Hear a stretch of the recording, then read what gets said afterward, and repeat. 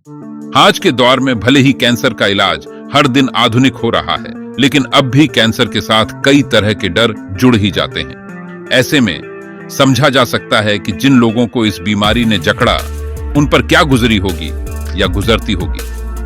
पर असल सवाल यह है कि क्या कैंसर अब भी इतना खतरनाक है?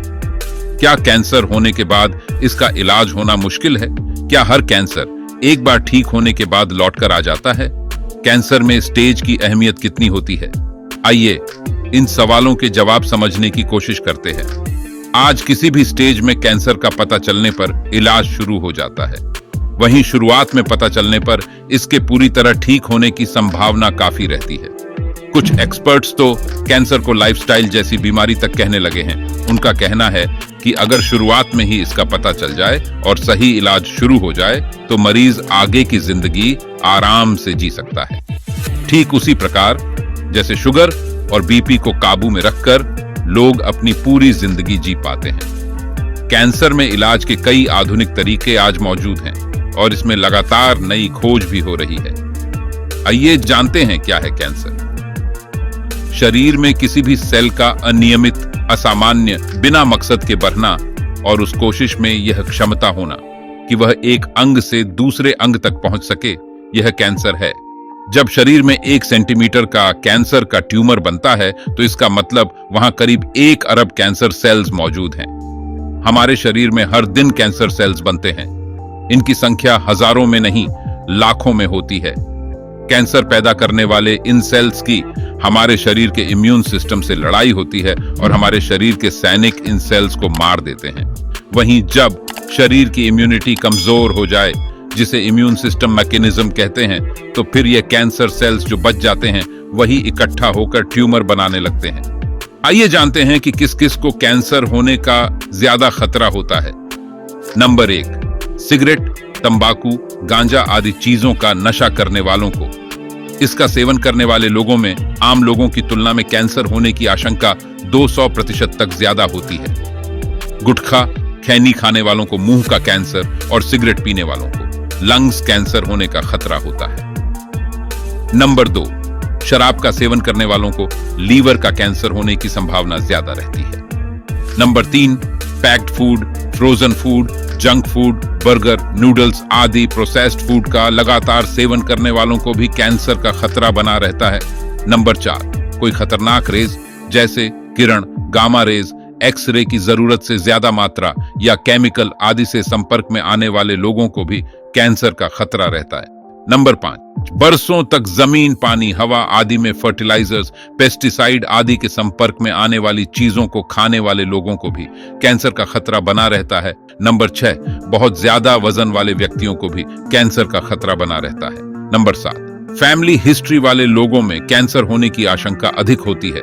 करीब 7 से 8% कारण जेनेटिक होता है।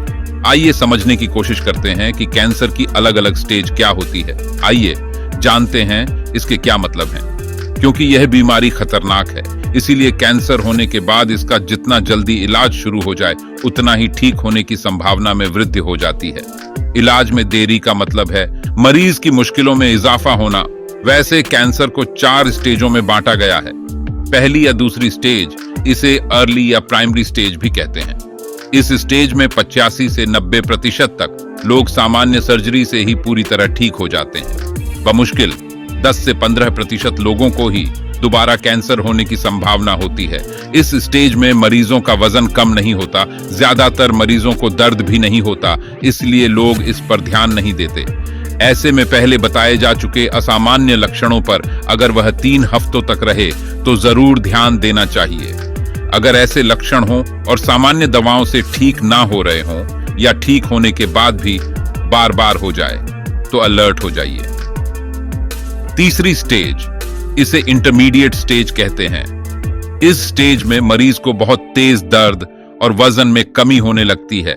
इसमें ट्यूमर के आकार में वृद्धि हो चुकी होती है, इसलिए कैंसर की जरूरत के हिसाब से रेडिएशन थेरेपी के माध्यम से ट्यूमर को छोटा कर दिया जाता है। इसके बाद ही सर्जरी की जाती है। इस स्टेज में कैंसर के दोबारा होने की आशंका अर्ली स्टेज की तुलना में ज्यादा होती है। चौथी स्टेज, इसे एडवांस स्टेज कहते हैं। इस समय तक कैंसर काफी फैल चुका होता है।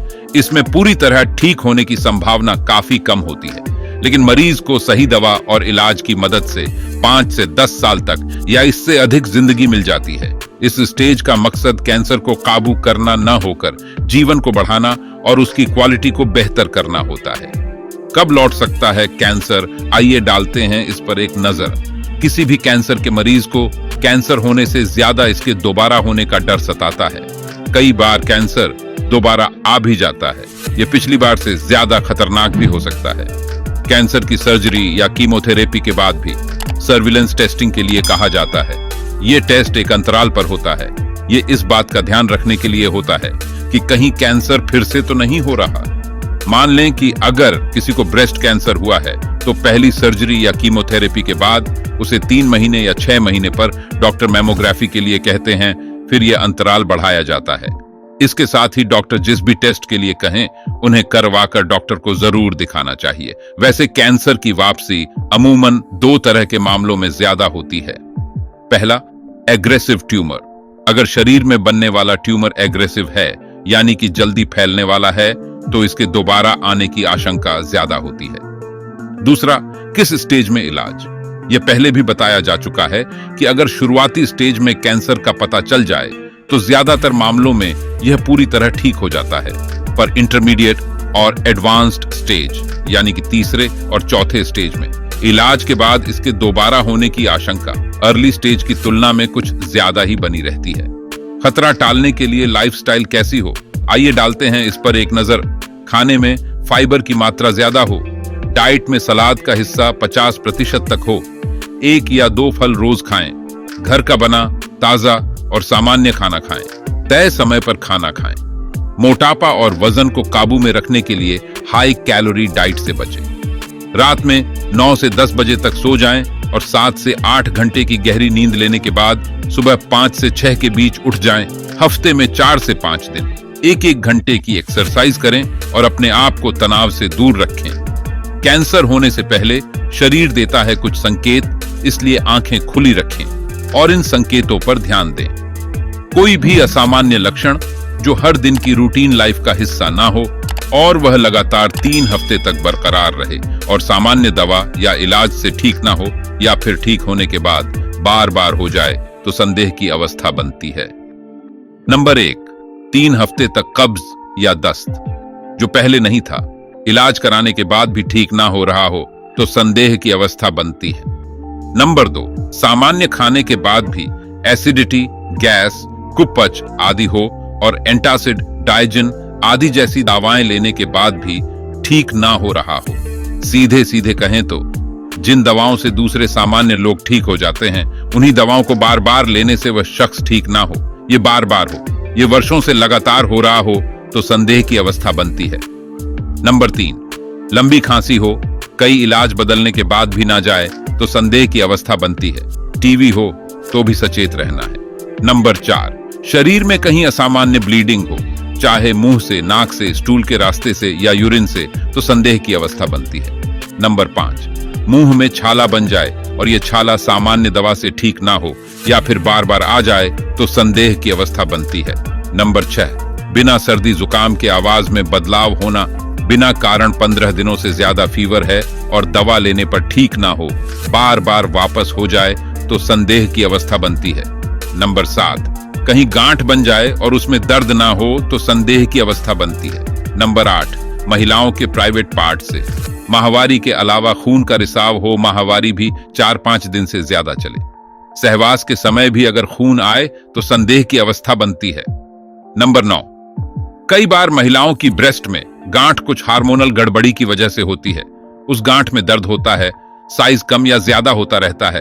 अमूमन ऐसी गांठ बिनाइन ट्यूमर होती है जो कि खतरनाक नहीं होती, लेकिन जब गांठ में दर्द ना हो और यह बढ़ती ही जाए तो यह मैलिग्नेंट कैंसर हो सकता है, तो संदेह की अवस्था बनती है। अलग अलग तरह के कैंसर की अलग अलग जांच होती है। कैंसर की जांच इस बात पर काफी हद तक निर्भर है कि वह किस अंग के लिए कराई जा रही है, यानी अगर मुंह के लिए जांच होगी तो वह अलग होगी, वहीं लंग्स के लिए अलग। अगर किसी को ब्रेस्ट के लिए जांच करानी है तो वह अलग होगी। सीधे सीधे कहें तो एक ही तरह के कैंसर की जांच सभी पर लागू नहीं होती। कैंसर के इलाज के लिए नई तरह की तकनीक और उपकरण मौजूद है। आइए जानते हैं उनके बारे में। परंपरागत तरीके 3 तरह के हैं। पहला है कीमोथेरेपी। पहले कीमोथेरेपी देने से कैंसर सेल्स के करीब मौजूद दूसरी सामान्य सेल्स को भी बहुत नुकसान होता था। अब कीमोथेरेपी में नैनो पार्टिकल्स, जो कि 1 मीटर का 1 अरबवां भाग के जैसे कण होते हैं, का उपयोग होने से दवा सीधे कैंसर सेल तक पहुंच जाती है। दूसरा है रेडियोथेरेपी। पहले की तुलना में यह सटीक हो गई है।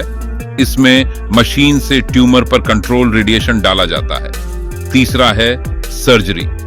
इसे सामान्य सर्जरी कहा जा सकता है। इस सर्जरी का इस्तेमाल अमूमन शुरुआती स्टेज के कैंसर में किया जाता है। आजकल इसमें रोबोटिक हैंड और एआई का इस्तेमाल किया जाता है। इसमें स्कैन के द्वारा मिली फिल्म को रोबोटिक सिस्टम में अपलोड कर दिया जाता है। आधुनिक तरीके 5 तरह के हैं। नंबर 1, आईसीजी डाई का उपयोग। इस डाई के इस्तेमाल से ऑपरेशन के दौरान कैंसर सेल के छूटने की आशंका बहुत कम हो गई है। इस डाई के इस्तेमाल से कैंसर से प्रभावित सेल्स ग्रीन लाइट की तरह दिखने लगते हैं। Number 2, targeted therapy.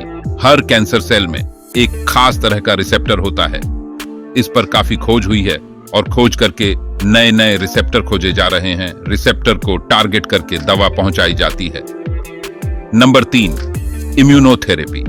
नाम से ही साफ है, इसमें शरीर की इम्यूनिटी को मजबूत करके और कैंसर सेल की पहचान कराकर कैंसर सेल को मारा जाता है। Number 4, hormonal therapy. Ovary, endocrine, prostate आदि कैंसर के मामलों में दवा दी जाती है। पहले 1 या 2 तरह की हार्मोनल थेरेपी के बारे में पता था। Number 5, gene therapy. हर कोशिका में एक मॉलिक्यूलर पुलिसमैन P53 मौजूद होता है। यह एक जीन है। इसकी ड्यूटी है कि जब कोई सेल कैंसर सेल में बदल जाए तो उस सेल को पहले ठीक करने की कोशिश करना। कई बार कैंसर के कुछ मामलों में कैंसर के सेल इन इम्यून सिस्टम को धोखा दे देते हैं। जीन थेरेपी की मदद से उस जीन के बारे में पता लगाया जाता है। फिर रेडियो किरणों की मदद से उस हिस्से को काट कर हटा दिया जाता है। कैंसर एक जानलेवा बीमारी है, लेकिन इसे सही समय पर वक्त रहते पहचान कर इलाज कराने से रोका भी जा सकता है। अपने शरीर में होने वाले चेंजेस को ऑब्जर्व करें और सही समय पर इलाज करवाकर खुद को कैंसर की जानलेवा बीमारी होने से बचाएं।